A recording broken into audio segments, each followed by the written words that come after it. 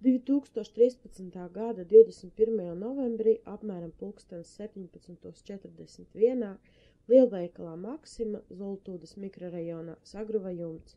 Rezultātā bojā gājuši 54 cilvēki. Šī ir lielākā traģēdija Latvijā kopš neatkarības atjaunošanas. Tāpat šī upuru skaita ziņā ir viena no lielākajām traģēdijām celtniecības objektos Eiropā pēdējo gandrīz 20 gadu laikā. 30. aprīlī Tirzniecības centrā Spice nostrādāja trauksmes signāls, par ko man pastāstīja acu lieciniece, Vision Express darbiniece. Citēju liecinieci teikto. Sākumā mēs sadzirdējām signālu. Sludinājumā teica, lūdzam visu, sludinājums pārtruka. Mēs ar kolēģi piegājām pie informācijas centra ar jautājumu, kas ir noticis.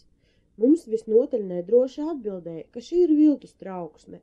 Kad viss tiks noskaidrots, skanēs sludinājums. Laiks gāja uz priekšu, sludinājuma nebija. Kolēģi aizgāja uz Rimi veikalu, no turienes visi lēnām evakuējās. Mēs atkārtoti patraucējām informācijas centra darbinieces. Viņas apgalvoja, ka šī ir viltus trauksme.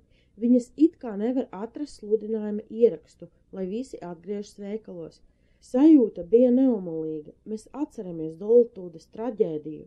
Mēs gribam dzīvot. Sākam slēgt veikalu ciet ne tikai mēs, bet arī veikali, kuri atrodas mums tuvumā. Apsargi skrēja visiem klāt, teica, lai neslēdzam veikalu, nedrīkst. Atkal gājām terorizēt informācijas centra darbinieces.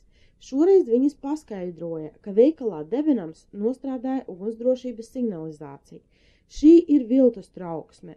Pēc brīža signāls apklusa. Informācijas centrs paziņoja, ka visi var atgriezties veikalos. Dīvaini, kāpēc Rimi evakuēja cilvēkus, kaut gan problēma bija citā veikalā. Šīs notikums man likās aizdomīgs. Vēl pavisam nesen gāja bojā 54 cilvēki, dēļ tā, ka laicīgi nebija evakuējušies. Kāpēc Tirzniecības centra Spice turpina ignorēt trauksmes signālu, nav skaidrs.